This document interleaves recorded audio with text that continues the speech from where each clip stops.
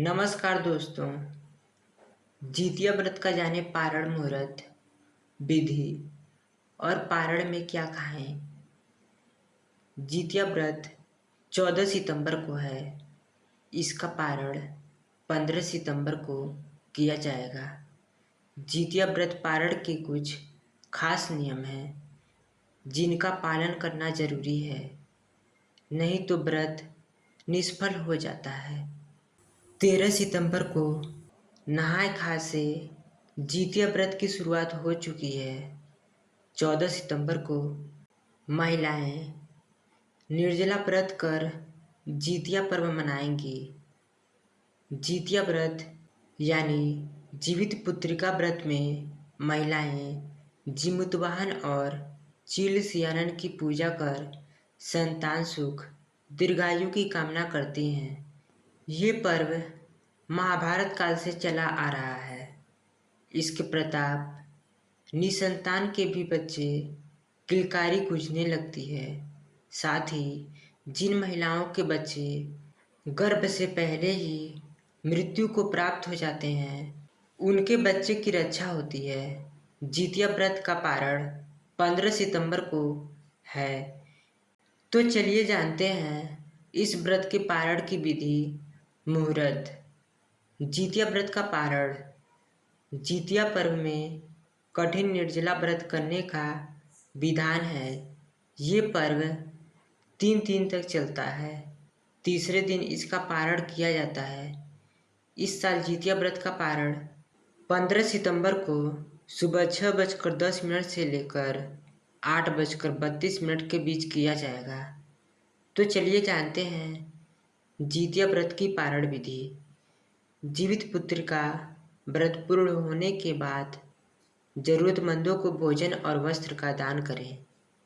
जितिया व्रत का पारण तीसरे दिन सूर्योदय के बाद, जिसमें स्त्रियां सूर्यदेव को अर्घ्य दिया जाता है। इसके बाद झींगा मछली, मड़ुआ रोटी, रागी की रोटी, तुरई की सब्जी, चावल और नोनी का साग खाकर व्रत खोला जाता है। जितिया व्रत की पूजा में बच्चों को पहनाने वाली करधनी चढ़ाई जाती है।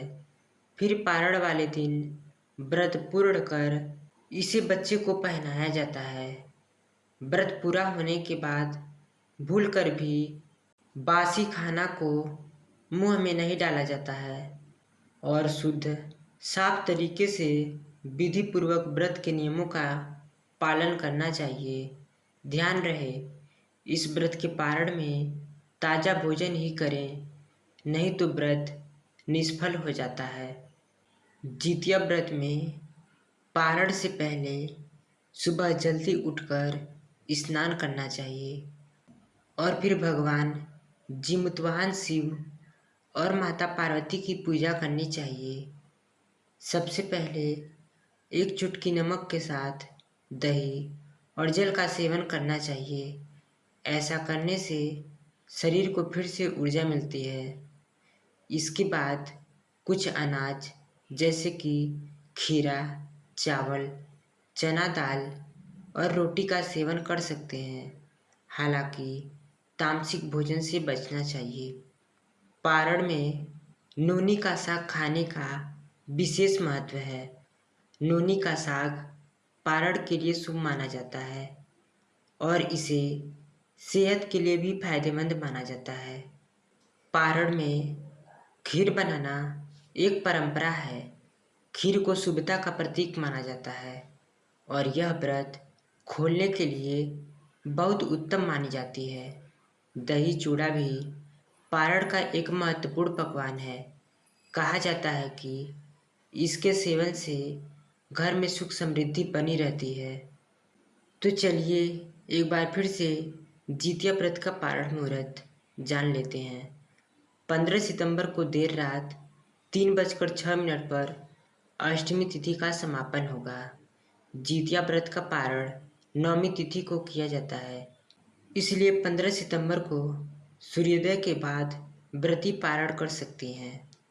तो ये थी पारण की संपूर्ण विधि और पारण का शुभ मुहूर्त। आशा है कि आप लोगों को ये वीडियो पसंद आई होगी। अगर ऐसा है तो वीडियो को लाइक, कमेंट और शेयर करें और चैनल को सब्सक्राइब करना ना भूलें।